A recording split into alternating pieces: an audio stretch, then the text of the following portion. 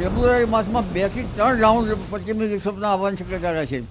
પ્રથમ સપ્તાહની શરૂઆતમાં અને વચ્ચે એક અને ત્યારબાદ લગભગ 12-13 સપ્તાહમાં પણ ફેબ્રુઆરીમાં ઠંડીનો રાઉન્ડ આવી શકશે. અને આ ફેબ્રુઆરીનો રાઉન્ડ જે છે એ લગભગ ડિસેમ્બર જાન્યુઆરી માસમાં ઠંડી નથી આવી તેવી ઠંડી હવે જાન્યુઆરીના અંતમાં, ફેબ્રુઆરીની શરૂઆતમાં અને ફેબ્રુઆરી માસમાં આવશે. ફેબ્રુઆરી માર્ચમાં કમોસમી વરસાદની શક્યતા છે. ફેબ્રુઆરીમાં સ્વેટર અને રેનકોટ તૈયાર રાખજો. ફેબ્રુઆરીમાં બેવડી ઋતુનો અનુભવ થઈ શકે છે. ફેબ્રુઆરીમાં સવાર સાંજ હાડ થીજવતી ઠંડી પડશે. બપોરે ગરમીનો અહેસાસ થશે. ફેબ્રુઆરીના પ્રથમ સપ્તાહમાં ઠંડીનો રાઉન્ડ આવશે. જો કે મહત્તમ તાપમાનમાં પણ વધારો થશે. મહત્તમ તાપમાન 32 થી 34 ડિગ્રી નોંધાય તેવી શક્યતા છે. ફેબ્રુઆરીના પ્રથમ સપ્તાહમાં લગભગ ઠંડી આવશે, પણ આ ઠંડીના રાઉન્ડ એવો હશે કે જે મહત્તમ ઉષ્ણતામાનમાં તો વધારો થશે. મહત્તમ ઉષ્ણતામાન લગભગ 32-33, ક્યારેક કોઈ ભાગમાં 34 ડિગ્રી સેલ્સિયસ જેવું થઈ જવાની શક્યતા રહે છે. અને ફેબ્રુઆરી માસમાં જે ઠંડી આવશે, પણ આ ઠંડી આવશે એ હિમાલુ ઠંડી આવશે, બરફેલી ઠંડી આવશે. એટલે સવારને સાંજમાં જનધનને કાળજી રાખવાની જરૂર છે, કારણ કે આ ઠંડી જે છે એ હાડ કંપાવતી ઠંડી સવારને સાંજના ભાગમાં પડશે. ગુજરાતમાં ઠંડીમાં રાહત મળવાની હવામાન વિભાગની આગાહી છે. તો બીજી તરફ ઉત્તર ભારતના પર્વતીય પ્રદેશોમાં કંઈક અલગ નજારો છે. જમ્મુ કાશ્મીરમાં ઘણા ભાગોમાં હિમવર્ષા થઈ રહી છે. ભારે હિમવર્ષાને કારણે અનંતનાગ, સંથાન, કિશ્તવાડ રાષ્ટ્રીય રાજમાર્ગ વાહન વ્યવહાર માટે અસ્થાયી રૂપથી બંધ કરી દેવાયો છે. અધિકારીઓના મતે યાત્રીઓની સુરક્ષાને પગલે આ નિર્ણય લેવાયો. આ તરફ હાઈવેને ફરી કાર્યરત કરવા માટે કામગીરી ચાલી રહી છે. પહેલગામના ઉપરી વિસ્તારોમાં હિમવર્ષા થઈ. જોકે દક્ષિણ કાશ્મીરના મેદાની વિસ્તારોમાં મોસમ સામાન્ય છે. પહાડો પર હિમવર્ષાને કારણે ઠંડીમાં વધારો થયો છે અને દિવસે પણ તાપમાનમાં વધારો થયો છે.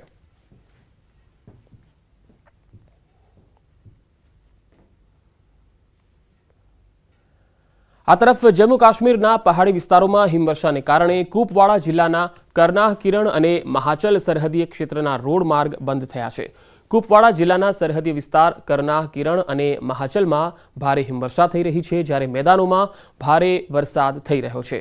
જાન્યુઆરીના અંતમાં સામાન્ય રીતે ઠંડીમાં ઘટાડો થતો જાય છે, પરંતુ આ વખતે જમ્મુ કાશ્મીરમાં જાન્યુઆરીના અંતમાં પણ હિમવર્ષા થઈ રહી છે, જેના કારણે પ્રવાસીઓમાં પણ ખુશીનો માહોલ છે.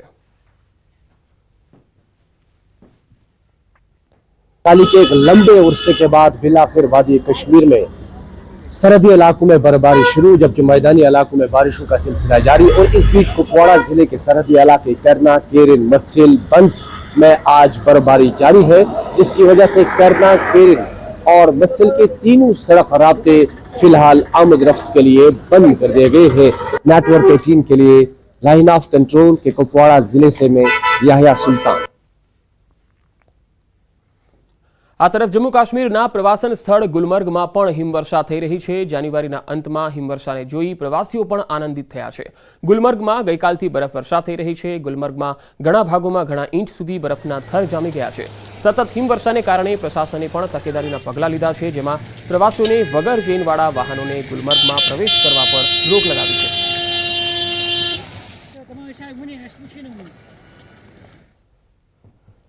તો જમ્મુ કાશ્મીરના ગુરેજ વેલીમાં ચાલુ સિઝનમાં પહેલીવાર હિમવર્ષા થઈ છે. આ વિસ્તારમાં ગઈકાલથી બરફવર્ષા થઈ રહી છે, જેના કારણે સરહદીય વિસ્તારોમાં જમીન પર 1 ફૂટ સુધીના બરફના થર જામેલા છે, જ્યારે રાજધાન ટોપ પર 2 ફૂટ સુધીનો બરફ જામ્યો છે. ભારે હિમવર્ષાને કારણે બાંદીપોર ગ્રે રોડ પર વાહન વ્યવહાર માટે બંધ કરી દેવાયો છે. બીજી તરફ રોડ પરના બરફને દૂર કરવાની કામગીરી શરૂ કરાઈ છે. अन्य समाचारों पर नजर करिए तो जूनागढ़ तोड़कांड केस में एटीएसे कार्यवाही करी है. एटीएसे भोग बननारा कार्तिक भंडारीનું નિવેદન લીધું છે. પૂછપરછમાં પૈસાની માગણી થઈ હોવાનો પણ સ્વીકાર કર્યો છે. અનફ્રીઝ બેંક એકાઉન્ટની બેંક પાસે માહિતી માંગવામાં આવી છે. તોડકાંડ કેસમાં 2 પીઆઈ અને 1 એએસઆઈ વોન્ટેડ જાહેર કરાયા છે. તો બીજી તરફ વિવાદિત પીઆઈની મુશ્કેલી વધી શકે છે. અમદાવાદમાં તરલ ભટ્ટ સામે થઈ શકે છે ફરિયાદ. કરોડોના સટ્ટાકાંડ મામલે રિપોર્ટ તૈયાર થયો છે. તરલ ભટ્ટે 40 લાખનો તોડકાંડ કર્યો હોવાનો આરોપ છે. મહેસાણાના કંથરાવીમાં વિદ્યાર્થીનો મૃતદેહ મળી આવ્યો. 26 જાન્યુઆરીએ વિદ્યાર્થી ગુમ થયો હતો. કંથરાવી તળાવમાંથી વિદ્યાર્થીનો મૃતદેહ મળી આવ્યો. ધોરણ 7માં ભણતો વિદ્યાર્થી ગુમ થઈ ગયો હતો. સમગ્ર મામલે પોલીસે તપાસનો ધમધમાટ શરૂ કર્યો છે.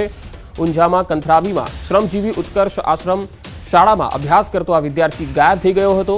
ધોરણ 7માં અભ્યાસ કરતો આ વિદ્યાર્થી 26 જાન્યુઆરીએ ગાયબ થયો અને 3 દિવસ બાદ કંથરાવીના તળાવમાંથી મૃતદેહ મળતા ચકચાર મચી ગઈ. પરિવારજનોએ પુત્રની હત્યા કર્યાની આશંકા વ્યક્ત કરી છે, ત્યારે પોલીસે હત્યા છે કે આપઘાત તે અંગેની તપાસ હાથ ધરી છે. આક્ષેપ વાલીઓ તો કરે જ, પણ આની ઘટના ઊંડી તપાસ કરી અને જવાબદારો ઉપર સખતમાં સખત પગલાં લેવામાં આવે એવી મારી પણ માગણી છે. આ વિદ્યાર્થી 26 જાન્યુઆરીથી સ્કૂલમાંથી સાંજના સમયથી ગાયબ હતો અને આજ રોજ સ્કૂલની બિલકુલ અડીને પાછળ આવેલ તળાવમાંથી આ વિદ્યાર્થીની મૃતદેહ મળી આવેલ છે. આ બાબતે પોલીસે આગળની કાર્યવાહી હાથ ધરેલ છે. વધુ માહિતી સાથે મહેસાણાથી સંવાદદાતા કેતન પટેલ જોડાયા છે. કેતન, કંથરા આ વિદ્યાર્થીનો જે મૃતદેહ મળી આવ્યો છે તેના પરિવારજનોનું શું કહેવું છે? શું કોઈ હત્યા થઈ છે કે પછી કઈ રીતે આ ગાયબ થઈ ગયો? ચોક્કસથી પંકજ જણાવી દઉં કે ઊંઝા તાલુકાના કંથરાવી ગામમાં જે શ્રમજીવી ઉત્કર્ષ આશ્રમ શાળા હોય છે તેનો વિદ્યાર્થી 26 તારીખના રોજ ગુમ થયો હતો. ત્યારબાદ જે ધોરણ 7માં અભ્યાસ કરતો 12 વર્ષીય જે વિદ્યાર્થી હોય છે તેનો ગુમ બાદ તેને શોધખોળ કરવામાં આવી હતી, પરંતુ જે આ વિદ્યાર્થી હોય છે તે મળી આવ્યો ન હતો. ત્યારે ગત રોજ આ જે વિદ્યાર્થી હોય છે તેનો મૃતદેહ તળાવમાંથી મળી આવ્યો છે. ત્યારે હાલમાં આ મામલે જે પોલીસનો જે કાફલો હોય છે ઘટના સ્થળે પહોંચ્યો હતો, તેમજ જે વાલી વારસા હોય છે તે પણ ત્યાં ઘટના સ્થળે પહોંચ્યા હતા અને તેમના દ્વારા શંકા વ્યક્ત કરવામાં આવી હતી કે આજે તેમનો જે દીકરો હોય છે તેની હત્યા કરવામાં આવી છે. તેને લઈ હાલમાં જે પોલીસ હોય છે તે દિશામાં હાલમાં તપાસ હાથ ધરી છે. પોલીસ દ્વારા જે પૂછપરછ હોય છે તે પણ હાથ ધરવામાં આવી છે. પોલીસ દ્વારા હાલમાં જે તપાસ હોય છે તે કરવામાં આવી રહી છે કે આની હત્યા થઈ છે કે કોઈ અન્ય કોઈ કારણસર આનું જે અવસાન નીપજ્યું છે. ત્યારે આ મામલે હાલમાં ઉનાવા પોલીસ મથકે અપહરણની પણ ફરિયાદ નોંધાવવામાં આવી હતી. ત્યારે હાલમાં જે મૃતદેહ મળતા હાલમાં જે ચકરાટ જો મચી છે. જી કેતન, આભાર માહિતી આપવા માટે. વાત સોમનાથની. સોમનાથમાં દબાણ હટાવવાની કામગીરી હજુ પણ યથાવત છે. મંદિરની આસપાસના તમામ ગેરકાયદે દબાણો દૂર કરવામાં આવી રહ્યા છે. હમીરજી સર્કલ, પાર્કિંગ એરિયા સહિતના દબાણો દૂર કરવામાં આવ્યા. જૂનાગઢ રેન્જ આઈજીએ ઘટના સ્થળની મુલાકાત લીધી. પોલીસના કાફલા સાથે ડિમોલિશનની આ કામગીરી ચાલી રહી છે. લગાતાર 3જા દિવસે આ કામગીરી યથાવત છે.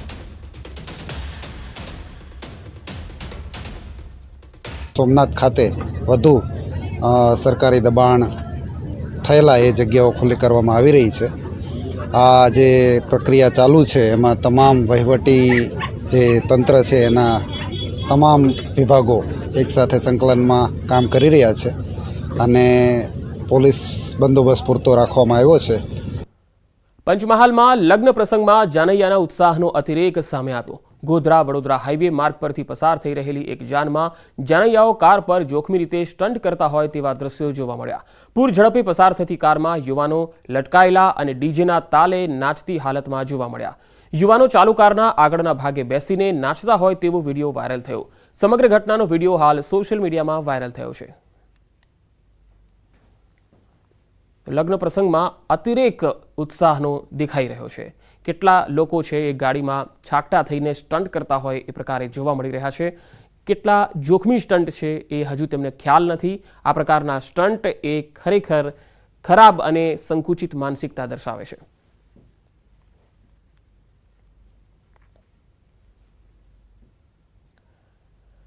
સુરતનગર પ્રાથમિક શિક્ષણ સમિતિની શાળામાં ઘર્ષણ થયું અને ઝપાઝપીનો વિડીયો સોશિયલ મીડિયામાં પણ વાયરલ થયો. શાળા નંબર 215માં પ્રવાસી શિક્ષક દ્વારા હોબાળો કરવામાં આવ્યો હોવાનો આક્ષેપ થયો છે. શિક્ષિકા દીપાલી વાનખેડે નામની મહિલા શિક્ષિકાનો વિડીયો વાયરલ થયો. વાયરલ વિડીયોમાં શિક્ષિકા દ્વારા અપશબ્દો બોલવામાં આવ્યા. સમગ્ર હોબાળો કયા કારણોસર થયો તેનું કારણ હજુ પણ અકબંધ છે. મહિલા શિક્ષિકાએ પોલીસની હાજરીમાં અશોભનીય વાણીવિલાસ કર્યો. વાયરલ વિડીયો શિક્ષણ સમિતિ માટે તપાસનો વિષય બન્યો છે.